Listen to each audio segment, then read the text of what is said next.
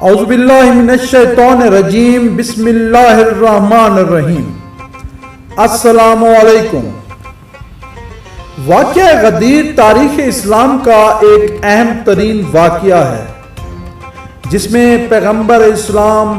حضرت محمد مصطفیٰ صلی اللہ علیہ وآلہ وسلم نے حجۃ الوداع سے واپسی پر غدیر خم نامی جگہ پر ہجرت کے 10ویں سال 18 ذی الحج کے دن حضرت علی علیہ السلام کو اپنا جانشین مقرر فرمایا، جس کے بعد تمام بزرگ صحابہ نے حضرت علی علیہ السلام کی بیعت کی اور ان کو مبارکباد پیش کی۔ مکمل ویڈیو شروع کرنے سے پہلے آپ تمام دوستوں سے التماس ہے کہ ہمارا چینل سید آن لائن ضرور سبسکرائب کریں اور بیل آئیکن کو بھی ضرور پریس کریں تاکہ ہماری نئی آنے والی ویڈیوز آپ کو ملتی رہیں۔ رسول خدا حضرت محمد مصطفیٰ صلی اللہ علیہ وآلہ وسلم ہجرت کے 10ویں سال 24 یا 25 ذی القعدہ کو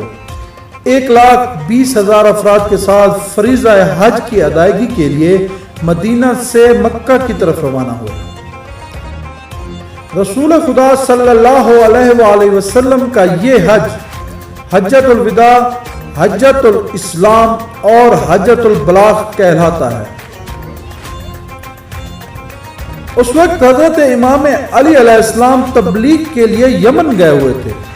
جب آپ علیہ السلام کو رسول خدا صلی اللہ علیہ وآلہ وسلم کے حج پر جانے کی خبر ملی تو آپ یمنی مسلمانوں کی ایک جماعت کے ساتھ مکہ کی طرف روانہ ہوئے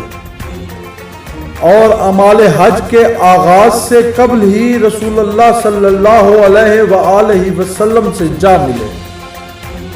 حج کے اختتام پر رسول خدا صلی اللہ علیہ وآلہ وسلم نے مسلمانوں کے ساتھ مکہ سے مدینہ کی جانب روانگی اختیار کی۔ فریضہ حج کی ادائیگی کے بعد مسلمانوں کا یہ عظیم الشان اجتماع بروز جمعرات 18 ذی الحج کو پیغمبر اکرم صلی اللہ علیہ وآلہ وسلم کی معیت میں غدیر خم کے مقام پر پہنچے، جہاں سے شام، مصر اور عراق وغیرہ سے آنے والے حجاج اس عظیم کاروان سے جدا ہو کر اپنے اپنے مقررہ راستوں سے اپنے ملکوں کی طرف جانا تھا کہ اتنے میں حضرت جبرائیل علیہ السلام آیت تبلیغ لے کر نازل ہوئے اور رسول خدا صلی اللہ علیہ وآلہ وسلم کو اللہ کا یہ حکم پہنچا دیا کہ علی علیہ السلام کو اپنے بعد ولی اور وصی کے طور پر متعارف کرائیں۔ آیت نازل ہونے کے بعد رسول خدا صلی اللہ علیہ وآلہ وسلم نے کاروان کو رکنے کا حکم دیا اور آگے نکل جانے والوں کو واپس پلٹنے جبکہ پیچھے رہ جانے والوں کو جلدی جلدی غدیر خم کے مقام پر پہنچنے کا حکم دیا گیا۔ اس موقع پر آپ صلی اللہ علیہ وآلہ وسلم نے اونٹوں کی پلانوں کا ممبر تیار کروایا اور اس پر کھڑے ہو کر خطبہ دیا، جو کہ خطبہ غدیر کے نام سے مشہور ہوا۔ آپ صلی اللہ علیہ وآلہ وسلم نے اس خطبہ میں فرمایا، حمد و ثنا صرف اللہ کے لیے ہے، اسی سے مدد مانگتے ہیں اور اسی پر ایمان رکھتے ہیں، اپنے نفس کی شر انگیزیوں اور اپنے کردار کی برائیوں سے اللہ کی پناہ مانگتے ہیں۔ خداوند لطیف و خبیر نے مجھے خبر دی ہے کہ بہت جلد اس کے پاس بلایا جاؤں گا اور میں اس کے بلاوے پر لبیک کہوں گا۔ میں تم سے پہلے حوض کوثر کے کنارے حاضر ہوں گا اور تم سب اسی حوض کے کنارے میرے پاس لائے جاؤ گے۔ پس دیکھو کہ میرے بعد ثقلین کے ساتھ کیا سلوک روا رکھتے ہو۔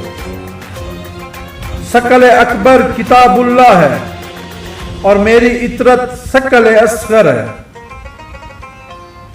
اس کے بعد رسول خدا صلی اللہ علیہ وآلہ وسلم نے حضرت علی علیہ السلام کو اپنے پاس ممبر پر بلایا اور ان کا ہاتھ پکڑ کر اوپر اٹھا لیا۔ یہاں تک کہ سب نے حضرت علی علیہ السلام کو رسول خدا صلی اللہ علیہ وآلہ وسلم کے پہلو میں دیکھ لیا۔ اس کے بعد آپ صلی اللہ علیہ وآلہ وسلم نے فرمایا، اے لوگوں، کیا میں تمہاری نسبت تم پر مقدم نہیں ہوں؟ تو لوگوں نے جواب دیا کہ کیوں نہیں یا رسول اللہ صلی اللہ علیہ وآلہ وسلم۔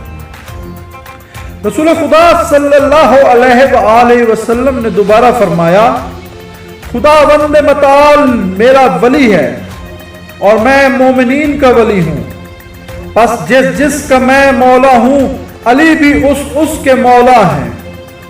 رسول خدا صلی اللہ علیہ وآلہ وسلم نے یہ جملہ 3 مرتبہ دہرایا، اور پھر آپ صلی اللہ علیہ وآلہ وسلم نے اپنے ہاتھ دعا کے لیے بلند کیے اور فرمایا کہ اے اللہ، تو اس شخص کو اپنا دوست رکھ اور اس کی سرپرستی فرما جو علی علیہ السلام کو اپنا دوست رکھتا ہے اور انہیں اپنا مولا اور سرپرست مانتا ہے، اور ہر اس شخص سے دشمنی کر جو علی علیہ السلام کو دشمن جانتا ہے، ہر اس شخص کی مدد و نصرت فرما جو حضرت علی علیہ السلام کی مدد اور نصرت کرتا ہے، اور ہر اس شخص کو اپنی حالت پر چھوڑ دے کہ جو حضرت علی علیہ السلام کو تنہا چھوڑتا ہے۔ بعد ازاں لوگوں سے مخاطب ہو کر فرمایا کہ حاضرین اس پیغام کو غائبین تک پہنچا دیں۔ ابھی اجتماع منتشر نہیں ہوا تھا کہ حضرت جبرائیل علیہ السلام دوبارہ نازل ہوئے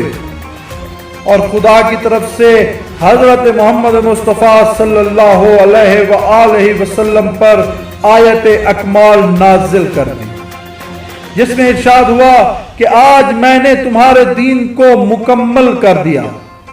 اور تم پر اپنی نعمت پوری کر دی اور تمہارے لیے اسلام کو بحیثیت دین کے پسند کر لیا۔ اس موقع پر لوگوں نے حضرت امیر المومنین کو مبارکباد پیش کی۔ حضرت ابو بکر اور حضرت عمر تبریک و تہنیت کہنے والوں میں پیش تھے، اور باقی صحابہ ان کے پیچھے پیچھے تبریک و تہنیت کہہ رہے تھے۔ حضرت عمر فاروق مسلسل کہہ رہے تھے، مبارک ہو اے علی، آپ ہر مومن مرد اور عورت کے مولا و سرپرست ہو گئے۔ ایک روایت میں ہے کہ رسول خدا صلی اللہ علیہ وآلہ وسلم کے حکم پر ایک خیمہ لگایا گیا، اور آپ صلی اللہ علیہ وآلہ وسلم نے مسلمانوں کو حکم دیا کہ گروہ در گروہ آ کر حضرت علی علیہ السلام کو امیر المومنین علیہ السلام کے عنوان سے سلام کریں، اور حتیٰ کہ ازواج رسول نے بھی اس حکم نبوی کی تعمیل کی۔ اللہم صلی علی محمد